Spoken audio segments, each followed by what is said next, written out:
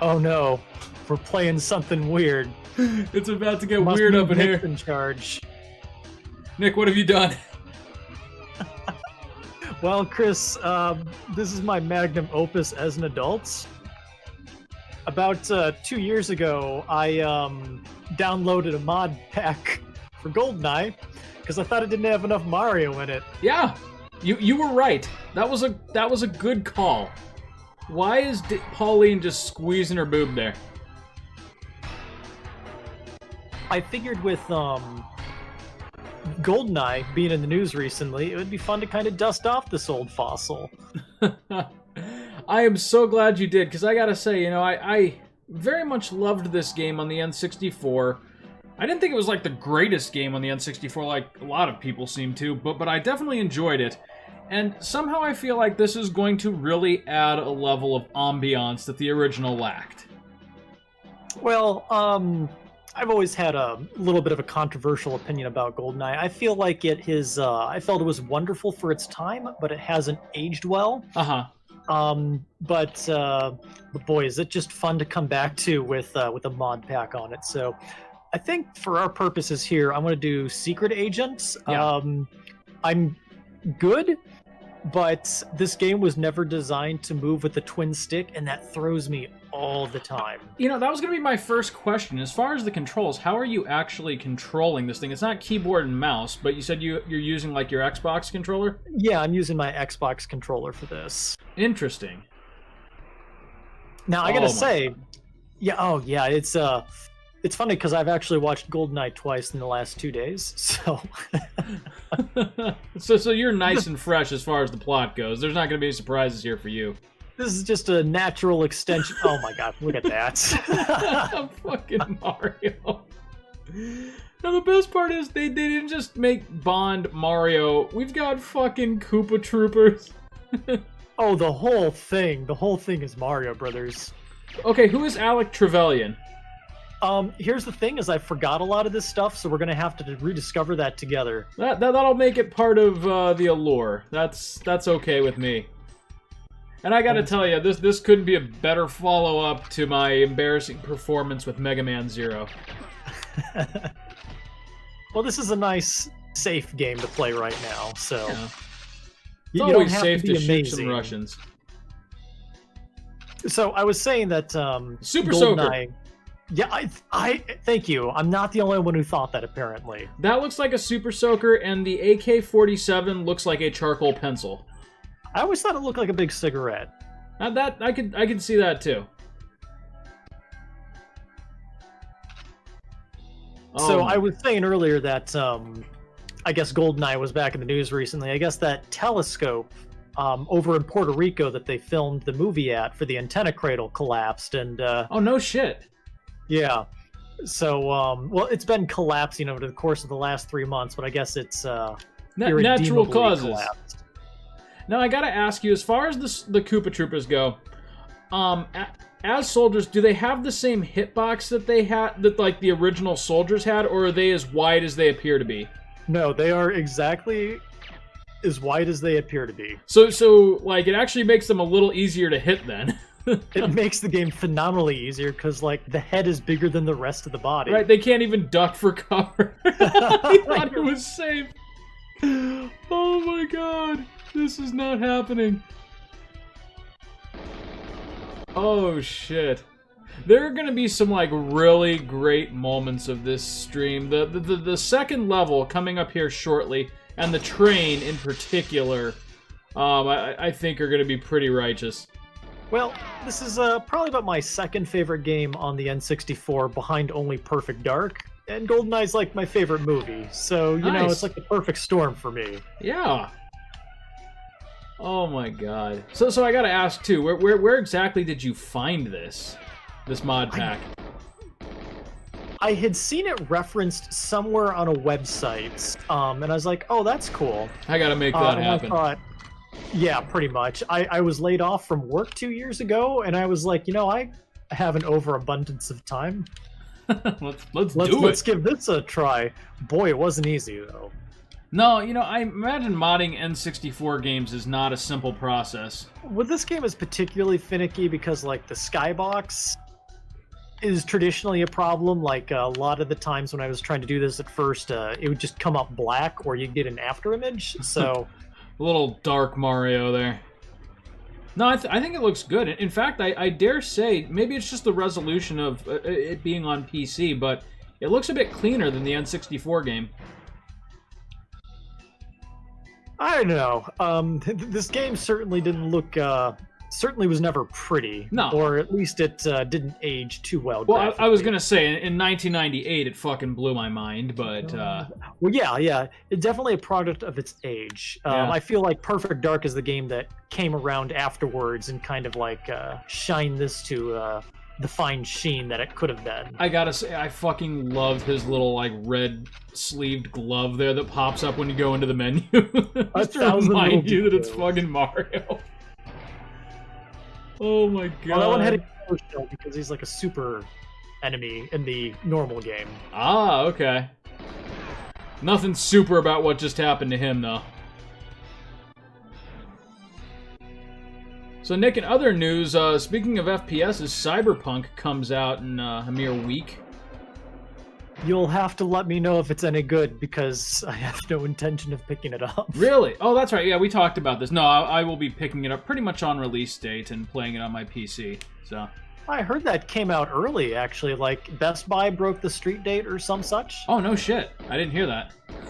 Oh, wait. When you fucking shoot the Koopas. Oh, my God. This is incredible. I guess it finally gives me a chance to gush about this game on a stream. Did you know originally, during the first build of this game, you were supposed to be able to get in a speedboat? Oh, hey. Oh, yeah, I always wondered what that little island off in the distance was. Yeah, it was supposed to be, like, full of weapons and stuff, but why would you need it? Right. Because this is the end of the stage? Yeah, this is the end of the stage. Like, what are you gonna... Unless there was, like, a boss fight I'm assuming up here, maybe the game is, like, more interconnected instead of more episodic. Haha. But, whatever. That would have been a cool concept, but given that, like, in the movie, James Bond, like, charts the entire globe, like, it would be pretty hard to make it interconnected. I think this works. I think it worked great for its time. Yeah. Because it was nice just having these little bite-sized stages, because with the agent, secret agent, and 00 agents difficulties, yeah, it would, like, change the entire stage. Like, you'd have different objectives you'd have to do, and right. scenes would change. And not only that, though, they were, like, they could be blitzed through, like, by someone who's played it a few times, but at the same time, like, for new players, they were big enough to be pretty explorable. Like, I was just going to ask you, like, what kind of secrets do you intend to hit up this this playthrough? Are you going to go kind of completionist? Are you going casual? What are we going to see on I am on just this stream? casually going to play through here guns blazing. I'll do a little bit of stuff that I know, but not too terribly much. Won't be getting any cheats or anything like that. Nick's going to amuse himself. That's all I need to do. Okay, now, I've always been told that you can see Donkey Kong's face down here somewhere when you jump. Let's see if that's I've true. I've never seen it. Where is it?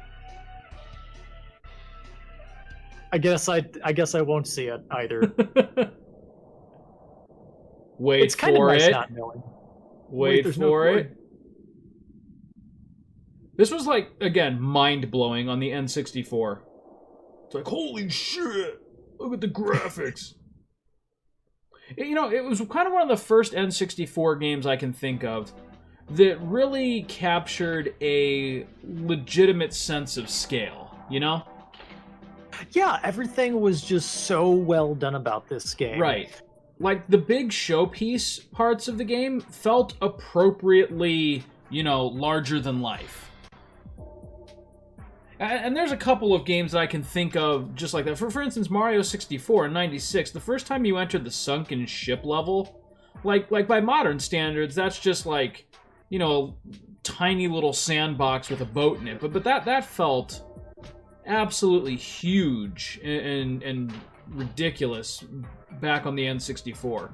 I think also of, like, I don't know, what are some good examples?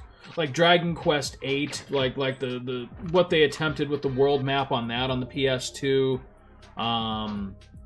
Morrowind, certainly, just with that game's world. Morrowind's almost in its own class, though. Yeah, but the first time you ever saw that, like, in motion, and realized that you could just go in any direction and towards any destination at your leisure, like that really changed the game for a lot of people. All right, now. There's just tons of these guys out here, if I remember correctly. Yeah. But then here again, too, even though this certainly wasn't an open world, like I said, the big areas and like the nice headshots are so funny. There was a slight amount of randomization with this game. Yeah.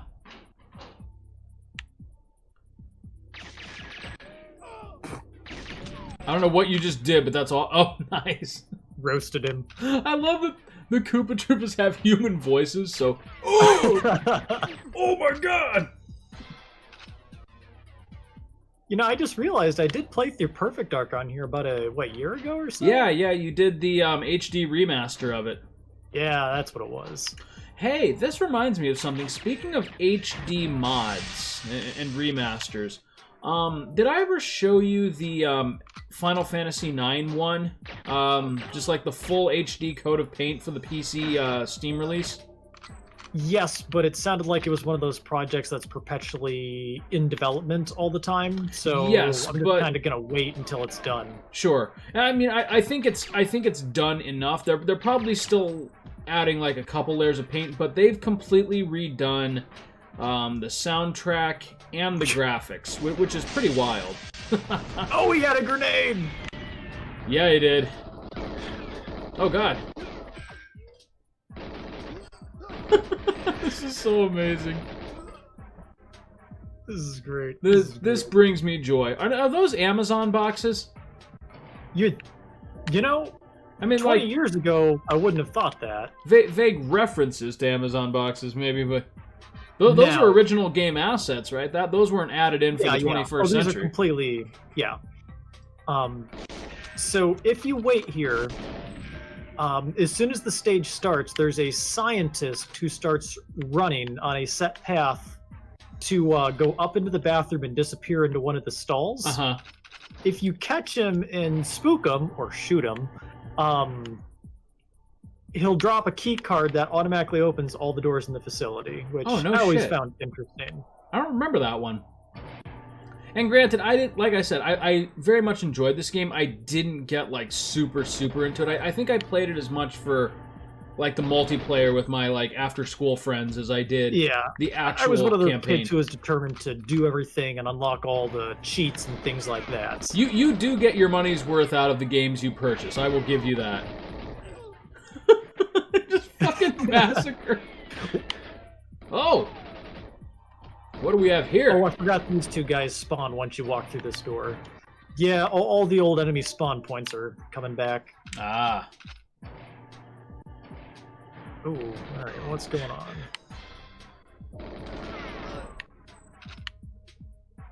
Is that the scientist? Yep. That's awesome. Oh, that one's not. Oh god. What Nobody happens can if you get through kill it. him? I can't shoot him. No, what's this see, guy? I think that's him. Or is that the scientist? That's one of them. That's the one with the universal key card. Ah, okay. There we go. got it. Good kill. So wait, there's two I like how the scientists. turtles are running appropriately slow. Okay. Now I gotta see, what are the objectives? Destroy destroy all tanks. Oh, okay, these all pretty much happen automatically. Uh-huh. I think. Content. Whoops. Yeah, okay. Okay, so the scientists have little teardrops in their eyes, I see. Wow, my sound settings just keep popping up on my main screen here. That's great. I'm pretty sure you can only kill 3 scientists. What? Yeah, because there was like... You were ranked at the end of each, right? No, if you killed more than 3, then you just failed. Ah, The mission. okay. Yeah.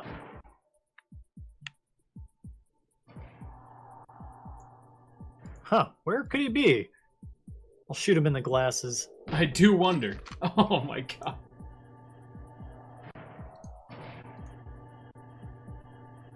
I love that their glasses are part of their hitbox. Yeah, like I said, it is vastly much more simple when their head is just the size it is. Yeah. I mean, it does make it about the difficulty of your average Mario game. Mario's got a gun. He's not afraid to use it. Uh-oh. How many of these guys are... Okay, maybe I just never killed the first one. Oh, yeah. You know, my favorite game ever just to, like, dick around with the AI and the enemy soldiers was, believe it or not, Metal Gear Solid 2. Or more precisely, the Metal Gear Solid 2 tanker demo. Oh yeah, Metal Gear was just in the news today, wasn't it? Oh, was it? Yeah. What about? Oscar Isaac was tapped to play Solid Snake in the Metal Gear Solid movie that'll never come out. Oh, God. Well, that's not news. That movie's been coming out for the last 20 years. I didn't even know it was a thing, and I was a little bit happier not knowing it. I mean, I thought the ending of Metal Gear Solid 4 was Metal Gear Solid the movie. I thought the introduction for Metal Gear Solid 4 was Metal Gear Solid the movie. I think Metal Gear Solid 4 had a couple Metal Gear Solid the movies. Dig those transparency effects. Fucking scientists. Right. No, please. But no, like, when you think about it, though, I mean, for all of the strange sidesteps Metal Gear Solid 2 took, it was kind of fun to be able to interact with the enemy soldiers to the degree that you could. Like, you know, knee shots, head shots, groin shots. I mean, it was... For a game where you were rewarded for not killing, it sure had a lot of fun ways to kill. Yeah, it was, Okay, wait a sec. I'm supposed to get a keypad from one of them, I think. Alright, which one of you wants to live? Yeah, I think there's a special turtle I've got to find. That one looks special. Oh, no, wait. I think I start... Okay, because I need the door decoder to open the door. I think it's in my inventory. Ah, okay. Detonator.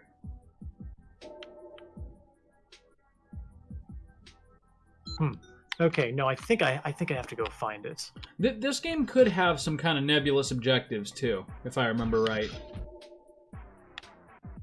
No, they were pretty straightforward, but this is the only weird one I remember.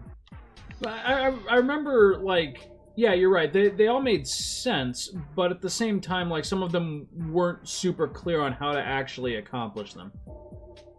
Which is, you know, half the fun of old games. What was that? All a part of that replay value, I guess. Yeah, right. Okay, yeah, because I know on higher difficulty settings, like, you have to find Dr. Doak and get the key to that door. Uh-huh. So I guess on Special Agent you have to do that. So I think he's back here.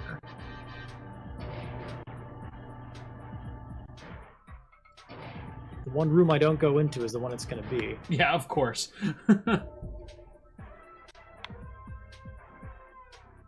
Boy, you know, I gotta tell you, like, whereas in the original GoldenEye you could tell clearly who was a scientist and who was an enemy, I just want to shoot all of these Koopas. Yeah, I know, right?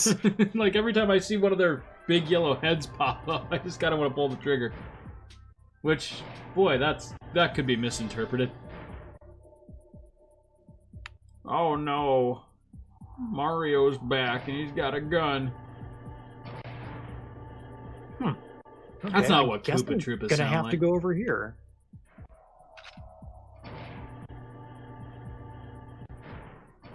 So Nick, you said now Perfect Dark is your favorite N64 game, right?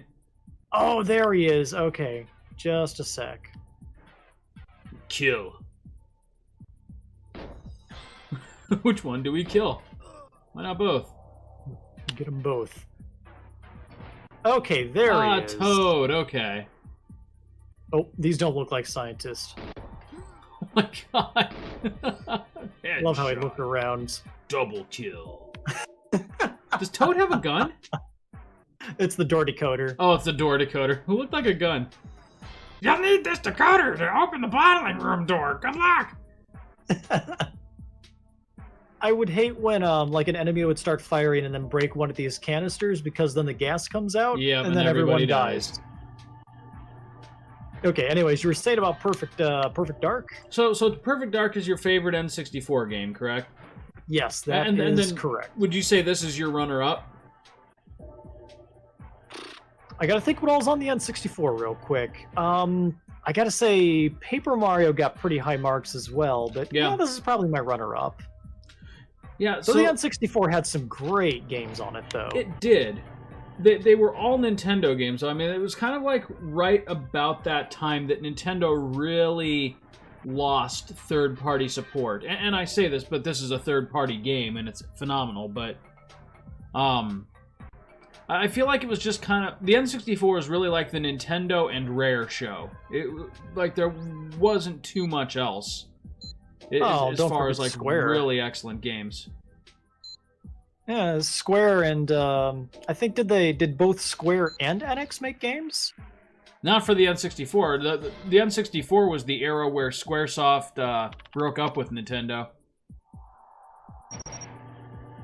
Okay, now I gotta make sure that I do this all in the right order, because I don't want to complete this, because my long play of this game is the world's longest run at the facility, I'm sure. Rendezvous, destroy all tanks. Okay, all right. Gotcha. Well, see, that was the other part of this. Maybe that's more what I'm remembering, is that it was very easy in this game to lock yourself out of certain objectives by completing other objectives too early. Luigi, glad you could make it. Oh, shit. This one's just a little bit weird Brooklyn because the way the mines go off, you might not be able to destroy all of the canisters. Uh-huh. Shoot, they're saying something about Brooklyn. Yeah, for Brooklyn. Oh, that's half of everything is luck.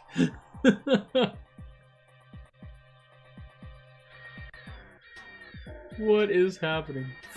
Luigi's just like philosophizing. Holy shit, it's Bowser. What character is Bowser? Okay, so Bowser's Arvimov. Oh, okay. Look, he's got a gun. You know, realistically, Bowser with a gun would have solved a lot of the Mario problem. Finish the job, Mario. Lower them all to hell. Oh my god, I need this. Oh my god, he's gonna fucking shoot This brings Luigi back some of my childhood memories, kind of. Oh my god.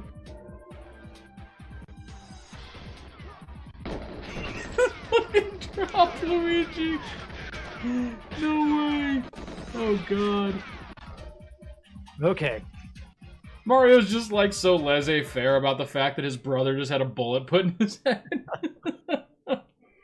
Do you remember in Goldeneye the movie where Bond jumps off of a dam down onto the facility, and then he comes out of the runway here on top of a mountain somehow? Yeah, that's James Bond. Did you ever work out that continuity error? I don't think it was an error. I think James Bond is a sorcerer. What the fuck was that guy doing? Oh, that's right. It was a Rare game. They did those action rolls and dramatic shooting poses. Let's see. Find the plane's key, destroy the battery, and escape in the plane. Okay. Oh man, I can't believe this has been so long that I've like forgotten some of these. That's not hard to do for these games. I mean, like I said, even with Mega Man Zero, it was amazing, like how, given how into that game and that series I was, how little of it I could recall just offhand. Now, if you hold Z, you can pull the pin on the grenade and hold on to it. Whoop! I think you got him. Nope. Wow. Oh my god. Nick! This is going downhill very quickly. This is not how it was supposed to be. Now I've got them. There we go. Where's my plane key? There it is. I'm gonna cook some Koopas. I'm in the mood for some turtle soup. Mario just walks into the building. But anyways, see, because these stages were so short, I mean, you did them many, many times, which kind of ingrained them into your memory as a child. Yep. Again, right. same principle with Mega Man Zero. It's just it had been long enough that I. Oh, that's right. You can even commandeer tanks.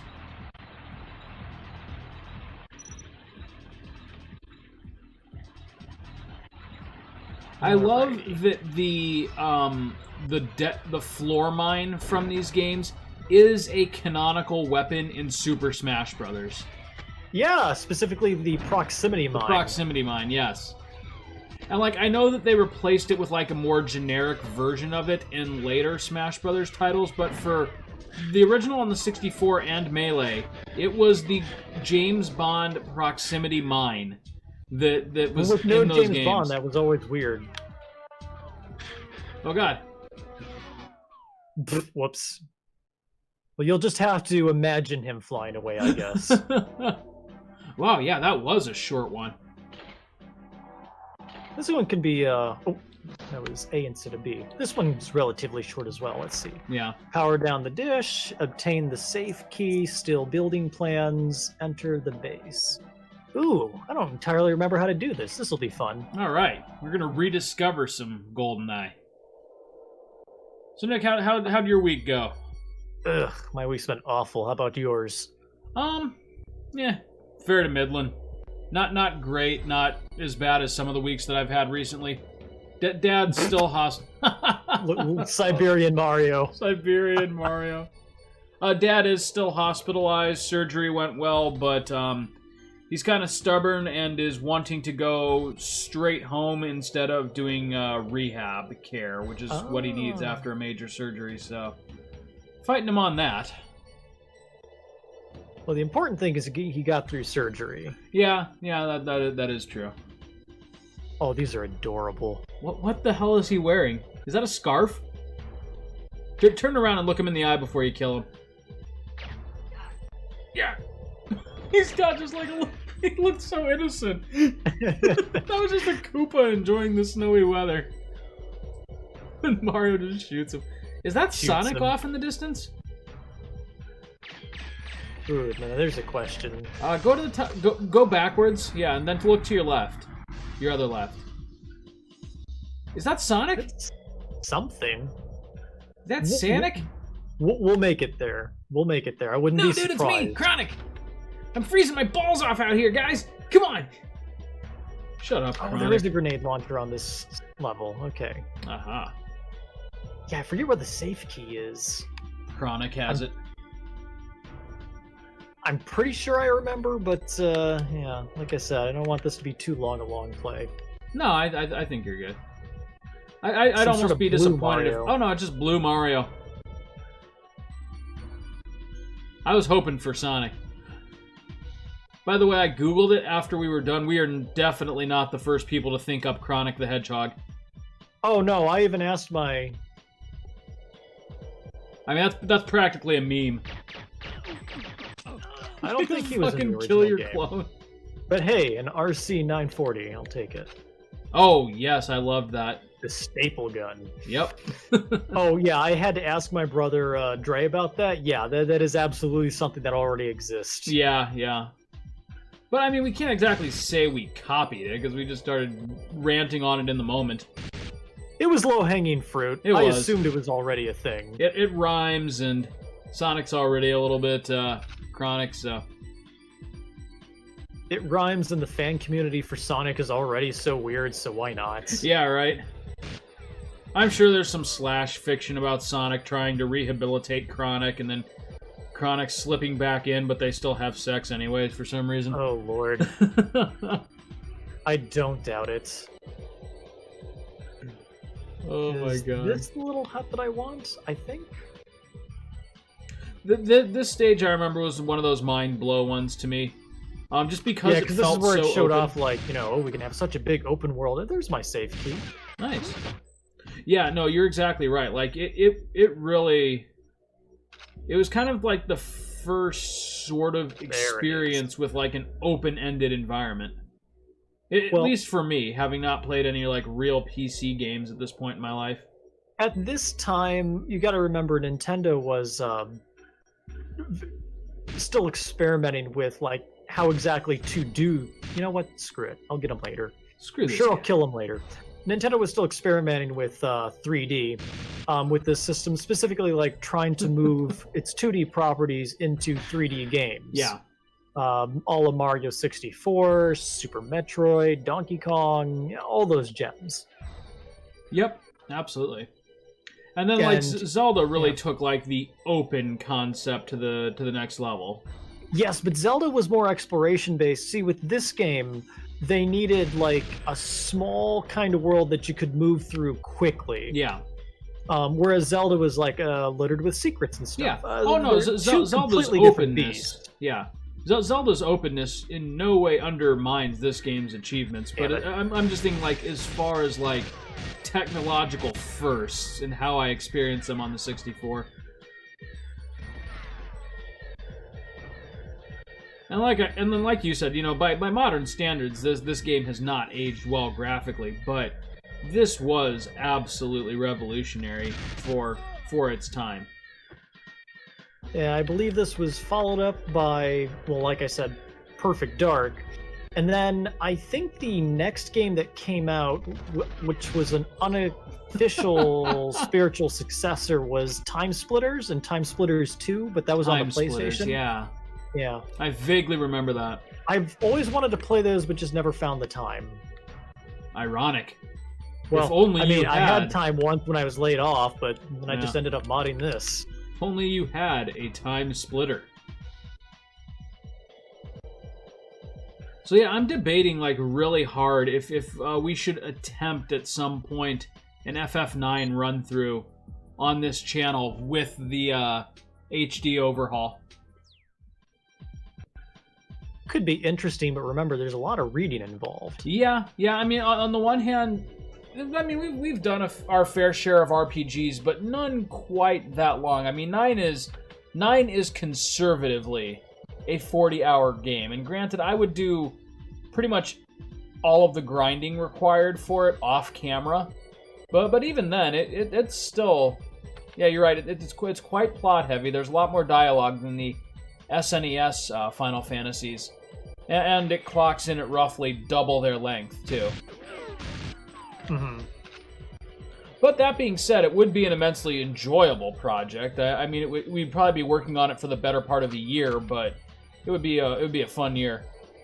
It is my favorite Final Fantasy, so yeah. I mean, but remember, the Mass Effect reboot's coming out. That's right, yeah.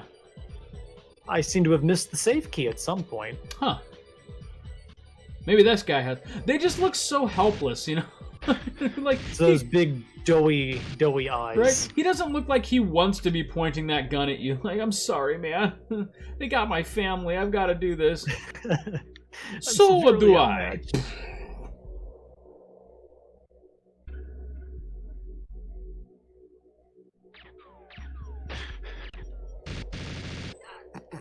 Yeah.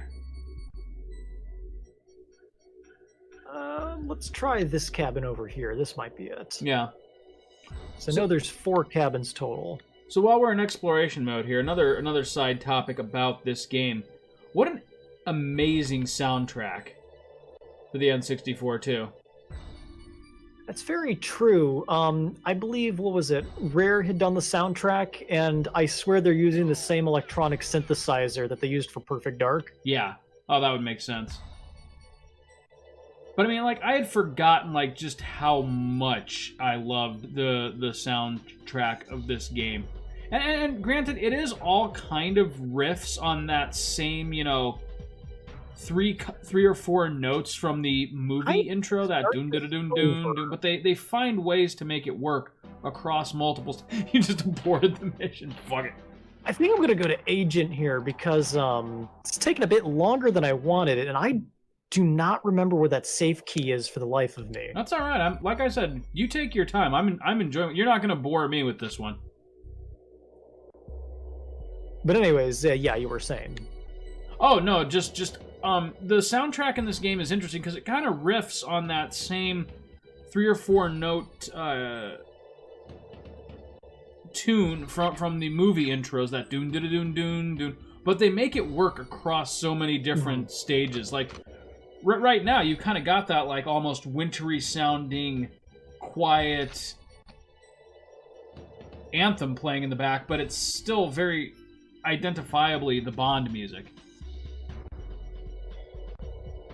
Yeah, it's amazing. I'd like to know how they were able to remix this soundtrack so many times. Right. Oh, this poor bastard. You know what? I don't even have to blow him up. It's fine. You're not worth my bullets. I know, I'm a fucking failure. I like my that wife left me. in the movie, Bond never went to Severnaya. Yeah, but I mean, he coulda. I found it very interesting to think on, and I would love to read a behind the scenes kind of thing of like how they decided what parts of the movie would make it into the game, as well as what extra stuff they would add. Right. Because I mean, it wasn't in the game, but boy, this is also one of the cooler stages. Yeah, it works. It sure works.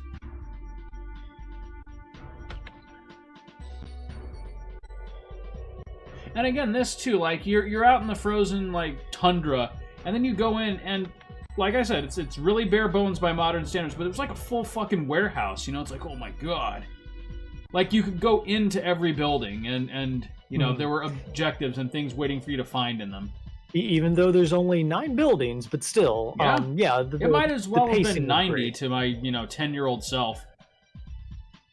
Now, here's the question: is if you were to pick this up today, never having played one of these, or if even if you're like the current generation, like you're 16, and you pick this up, what do you think goes through your head?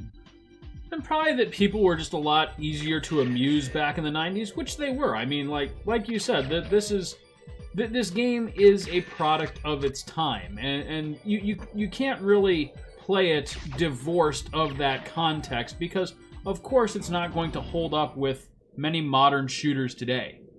But at the same time, though, like if you look at it on, I know, fucking Mario. Look at that jump. If you look at it on its merits, though, for what it achieved in 1990 freaking 7, I mean it was huge. And like I feel like you can't properly appreciate it without having been there. It always sounds like kind of a cop-out, like, oh, Goldeneye is one of the greatest games ever, but it looks like shit to me. Yeah, you just had to be there. I think you did. You just had to be there, Yeah, Okay, I want to make sure he didn't get to the alarm. Thank goodness nobody heard that. It's a very quiet explosion. I think the game holds up in certain ways and not in others. Yeah. Okay, now I seem to remember the cameras finding you very quickly in this hack for some reason. Yeah. I love how all technology explodes in this game too. Including chairs. So, for example, okay, now one of the things I've always liked about this stage is you come back here later on, and like right now it's under construction, but later on it's finished. Yeah, that's always thought cool that was thing. a cool touch. Boy, thank goodness this is no longer on Special Agent. Yeah, you'd be dead. Anyways, yeah, like I was saying, this had some really cool things in it that were, I felt not utilized enough. Mm-hmm. Like, for example, like changing the objectives. I mean, when you change the difficulty on a game today, most likely you're just going to get, a higher difficulty is just, we'll just rebalance the damage, the defense stats and the attack stats. No, this fundamentally changed the game, so it was a different experience altogether. Yeah, and I loved that. Yeah, that was a really cool idea. Like, you actually got simpler objectives with lower difficulties. And not only that, though, but like like age doesn't detract from games that have really sound structural design. Well, yeah, like I think we were talking a couple weeks ago that I just played through 1000 Year Door again. Yeah. And that game, I'm convinced, for being almost 15 years old, you can re-release that with no adjustments, no graphical overhaul today, and it will still be complete, total, and relevant game. Yeah, people would still find something to enjoy. I think we talked about this a little bit when we were riffing on Symphony of the Night. You know, like, it's one of those games that is so structurally sound and well put together that even someone who is, who was introduced to gaming in, like the PS3, PS4 era, would still be able to look at that game and find something to enjoy. And I think to a certain extent that's true of GoldenEye 2. Yeah, the shooting mechanics are certainly clunkier than what we have today, but you have to admire like the open-ended mission structure that was given to you, and like you said, based around the game's difficulty setting too. So wait, Yoshi is Boris?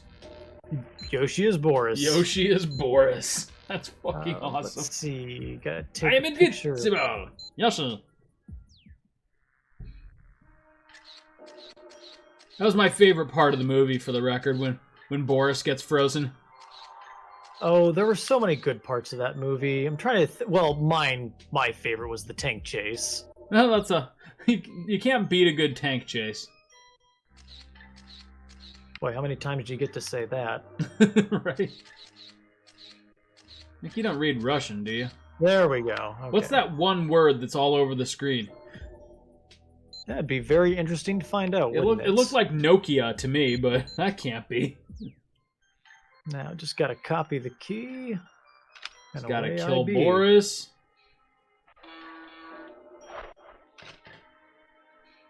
Let's create a time paradox. Yeah, put a bullet in the back of Boris's head. Oh God, Yoshi! What have I done? I'm a monster. Oh my God! I mean, there have been so many times though, like non-canonically at least, where Mario has just murdered Yoshi in cold blood in order to survive. Oh God, those cutscenes back in the day. Did they just straight up rip Mario from Mario 64 for this? You'll notice that it's not exactly the same sprite. I mean, they had to make him taller, obviously. I think they blew it up a little bit. Yeah. And then there was this stage that had nothing to do with the movie whatsoever. No. The silo, yeah. It was just a fun little extra. 2 years ago. Because what the hell? Yeah, anyways, I feel like we haven't talked enough about the Bond franchise as long as we've been playing this. Yeah. What's your favorite Bond movie outside of GoldenEye, since, that's always the easy win? Yeah. No, GoldenEye really was excellent, though. Let me think about that for a second. Maybe... I'm gonna say mine was probably Moonraker. Moonraker? Okay, Moonraker was good. I like Goldfinger. Goldfinger was also excellent, yes. Goldfinger was very good. Goldfinger, I felt, was just like... It wasn't just a good Bond film. It was like Bond as indicative of the Bond era. It was like high 60s spy camp fiction. It was good. Satellite, minimize, okay. Okay, so I don't have to plant the bombs on this one. Well, like if GoldenEye introduced the world to like modern Bond, then Goldfinger was like the quintessential classic Bond. Well, Goldfinger was really the first kind of very formulaic Bond movie with like the quirky villain, the strangely named love interest, and quirky henchman. Like, that was the first Bond movie that really kind of got those series staples going. I mean, like, when you think about it, like Goldfinger, he fucking painted dead women in gold. How much time and money and effort did that have to take? Well, he was also a Nazi. But... Yeah, but I mean... No, literally, the actor who played him was a Nazi. Oh, I thought you just meant like Goldfinger. Okay, so I can't remember the guy who played Goldfinger, but he was a German actor. Huh? I said, damned if I know. I can't remember. It was one of those German names of like Herzfire, Schmutzel, or something. But Jürgen. Anyways, so he was a German actor. and he got conscripted into the Third Reich. He tried to avoid it as much as he could, but ended up having to get conscripted into the German army, and still was able to make a career as an actor. And he came to the United States. He auditioned to the part for Goldfinger, but he only knew one line of English, and that was, "Hello, I am very glad to be here today." Hello, I am not a Nazi. And then essentially they hired him on the spot, and they later found out that that was the only bit of English he knew for the most part, so they had to overdub all of his lines. That's amazing. Yeah. But anyways, yeah, like I said, he was a Nazi, and that's why Goldfinger never got a release in Israel until I think 20 years on. Yeah.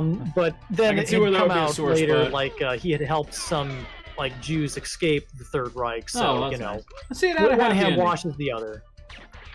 It would have been great though if he actually introduced himself to the producers as "Hello, I am not a Nazi," and they were like in a room full of guys, just like, "Fuck yeah, fuck Nazis, let's hire him." Be a little too 2000s ironic for a 70s situation. But... You son of a bitch, you're in. Oh, God, I love the way that the Koopa Troopas go down. And how did that guy just watch two of his friends die and then just be like, not notice a thing? Yeah. He did or what maybe he was would just do. okay with dying. Storm would pass. You know, right? He was just thinking about like all the loss that his life had already seen. My God, you are a headshot machine. Granted, the head is half the body on these guys, but still. It's easier to do that than to hit the arms or legs. Which one of you is the... Okay, there he is. Which one of you is the actual Nazi? Oh, there we go. I just want to see like one of the Koopa Troopers like puke up blood when you shoot him. No, you're thinking really of obscenely violent. In Turok, that happened quite a bit. There was a lot of blood vomiting in that game, I remember. Yeah, Turok was another special N64 game. But yeah, anyways, like I was saying, my favorite was Moonraker. That was delightfully quirky, and I loved the Moore era of James Bond. What can I say? Yeah. I liked Moonraker a lot. Yeah, and it gave us Jaws. Gave us Jaws. Yeah, it did. I was gonna say the only thing I remember about it, strangely enough, all these years later, is Jaws, because I think I've only actually seen Moonraker once, and I He's thought, so iconic. Yeah, but I remember thinking, what a good movie, and then just never watching it again for what, I was maybe 12 when I saw it, so 21 years. That's a mind trip to me. Like these things that I consider like so culturally important to my like upbringing. When I think about it, I saw a lot of these things that we reference on this show one time, and that is now more than 20 years ago. That just blows my mind. Like, I know that, you know, Cats in the Cradle and all that shit, we all must go eventually, but that freaks me out to think that, like, these huge pieces of, like, my social identity are all firmly in an era that is so far behind us that most people would absolutely have no idea that we were talking about if we were to bring them up in casual conversation. There's an interesting argument about this in that... Okay, wait, I gotta get Bowser out of the way here Fucking first. shoot Bowser. Like how he's got his little briefcase, too. He does, doesn't he? Okay, got him. Now, you think about it, though... Oh my God. That was amazing. Back when we were kids in the 90s, I mean, the entertainment market was a lot more concentrated. I mean, your spy movie was the Bond franchise. Mm-hmm. You had Nintendo and or PlayStation games that had come out. You know, and that was before you had all these different things come out, you know, with YouTube and all these different kind of little subcultures and things like that. The market certainly was not as saturated as it is today. And I feel like a lot, like the shelf life on entertainment today is abysmally short. You know, like you said, we're talking about, you know, 30. Look at that effort they did to put little Bowser on the screen. That's a nice touch. I like that. But you think about it, like, we're talking about Bond like you and I have been there for the whole journey. No, Bond was out fucking 50 years before we were born, you know? But we still saw the movies and enjoyed them because, like I said, cultural phenomena like Bond or, say, Star Wars or Indiana Jones just hung on a lot longer, and you didn't have as many options. Like you said, if you wanted a good spy movie, yeah, there was some good one-offs, but Bond was still the big name. Well, now we have a debate as to what a movie even is nowadays. Right. Yeah. But nowadays, you want to watch a movie, you want to watch a spy movie, you could pick up the not so great Hitman movies, or you could pick up the much better Jason Bourne movies, or you could go John Wick, or I mean, like I said, the familiar genres are so saturated, and because something new comes out every couple of months, whether it is a new Bond movie or a completely new IP, things just stick around a lot shorter in the cultural zeitgeist. They just don't hang on. Yeah, I mean, that's essentially the same argument I was trying to make. Yeah. Oh, hello.